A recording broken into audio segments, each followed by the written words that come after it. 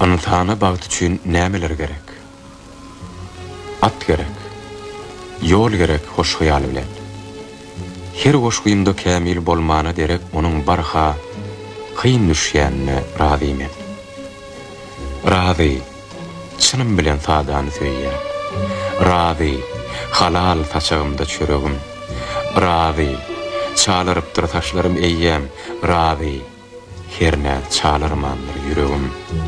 Razy, günler ýüpek sowsana döndü.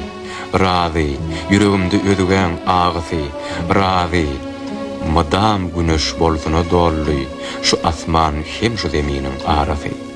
Razy, köp büdredim çağamy saly, yalňyşdym, ökünnym ilkivadalar, şonno gökden inen perişte ýaly duşdy maňa, oňa-doňa adamlar. Razy, köçelerim, yüregim ýagty. Razy, kukuregimde ýatan owaz, berdi maňa bir ömürlük bu bagty, geçip baryan yaşlygym, geçip baryan ýaz.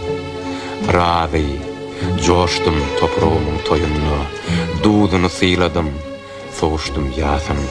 Eziz maňa şu toprağın goýununa, wusal bolan hem bolmadyk ahlakym. Gerekli pursatym iýindim älenim. Begendim, söýüldüm, çekdim men zary.